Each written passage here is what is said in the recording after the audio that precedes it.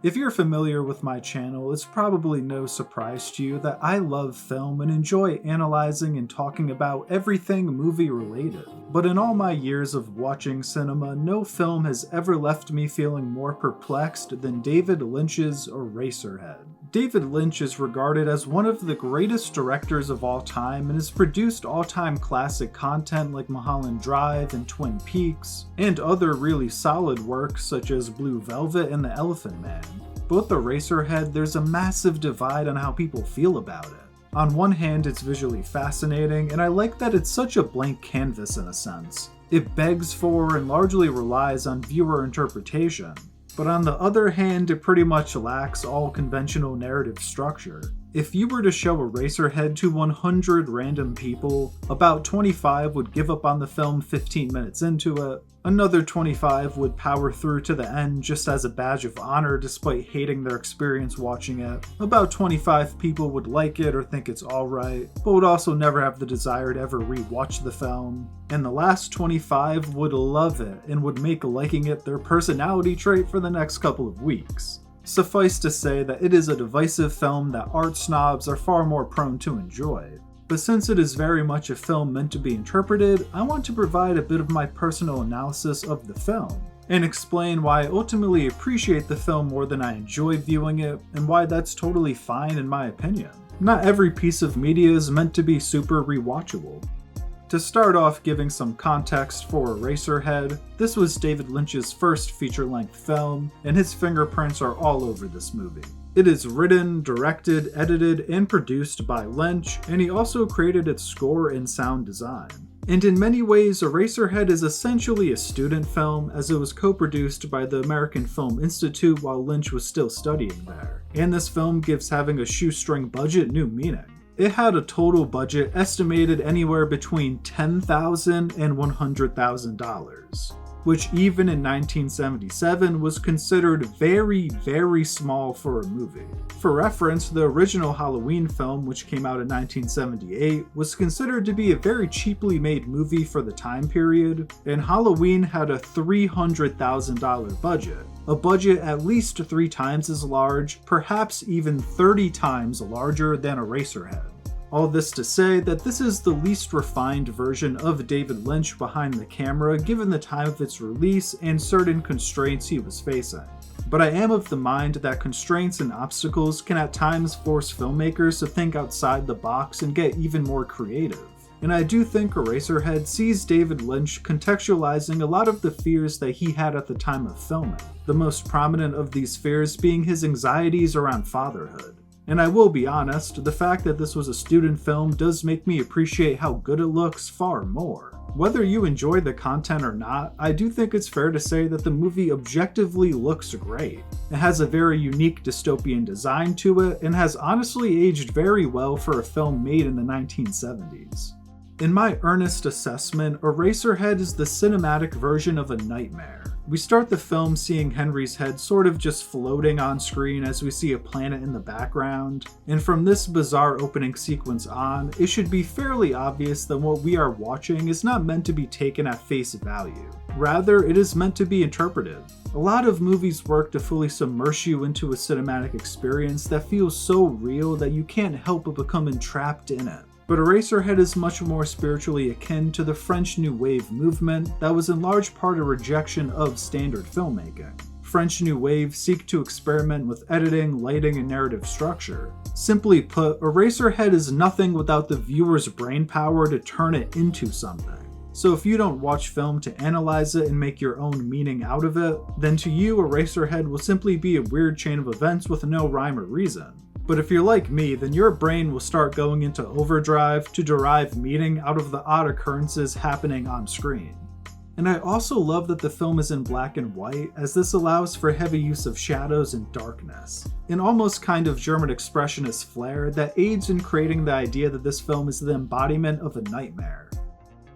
Now, one of the first strong indications I got that this film, or nightmare if you will, was about the anxieties of fatherhood, came from Mary's father, Bill. You see, our lead character Henry goes to his presumed girlfriend's house to have dinner and meet her parents, and the encounter is about as awkward as meeting your significant other's parents could possibly go. But Bill does give us some fascinating dialogue to read into. Bill is a plumber and tells Henry that he's been doing this profession for 30 years. He's in fact put every damn pipe in this neighborhood.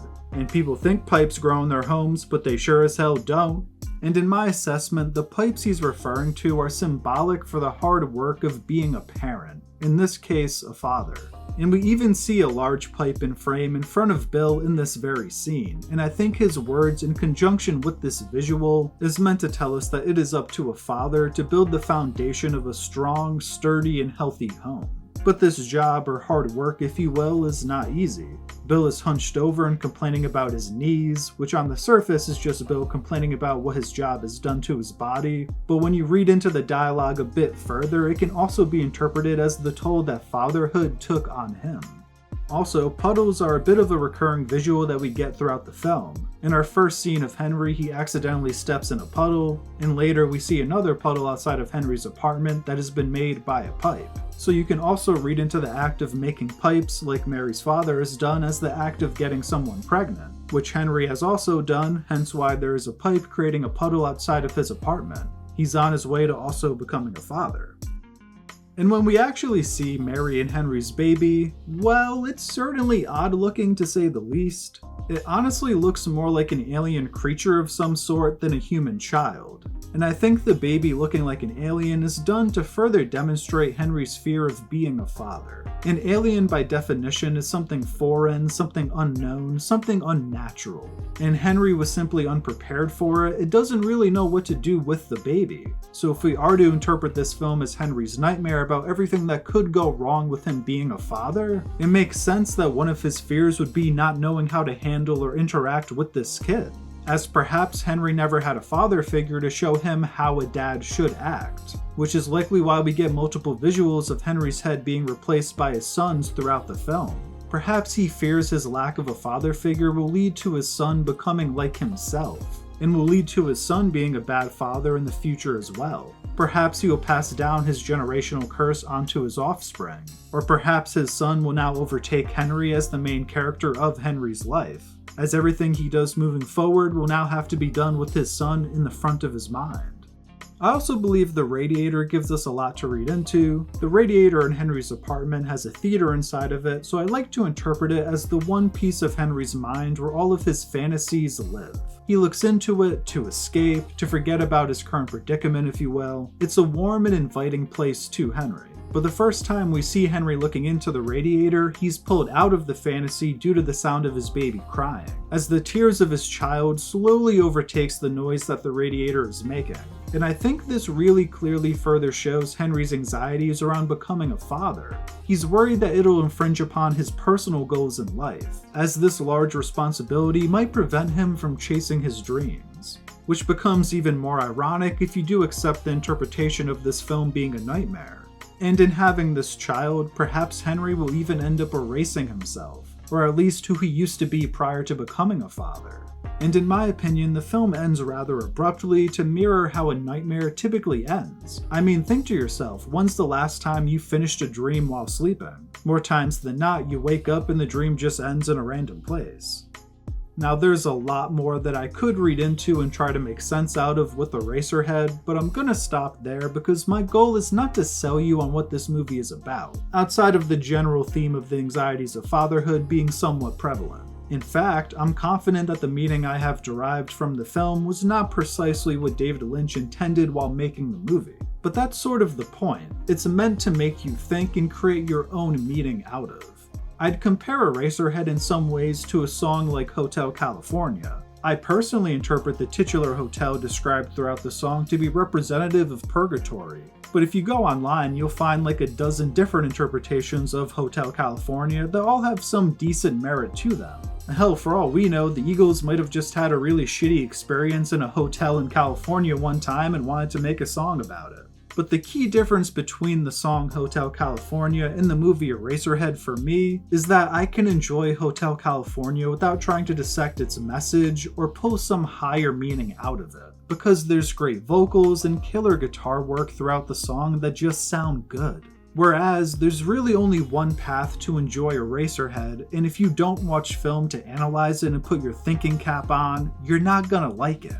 To be blunt, I've watched the film 2 times in my entire life so far, and if I were to never watch it again, I would be perfectly fine with that. It's not a movie that even comes close to being one of my all-time favorites, but I do appreciate it as a piece of art. It's not really a wildly entertaining film experience for me, but again, I do appreciate that it's a movie that forces me to really think about it. And even if you hated Eraserhead, I'm sure it did stick with you for a while in some way, shape, or form. Whether that took the shape of you still being confused by it and trying to comprehend why certain things happened, or perhaps even the visual of the disturbing alien baby just being stuck in your head for a while. Let's just say there's a reason that this film is considered a cult classic and not an outright classic. It's not for everyone, or perhaps even most, but for the people it is for, they'll most likely love it. Well, if you made it this far, I'd love to hear your thoughts on Eraserhead and the meaning that you ultimately took from it. Do you love it? Do you hate it? Or are you somewhere in between? I hope you enjoyed this video, and if you did, please feel free to drop a like and subscribe for more Screen Stories content. Thank you for watching, and until next time, peace.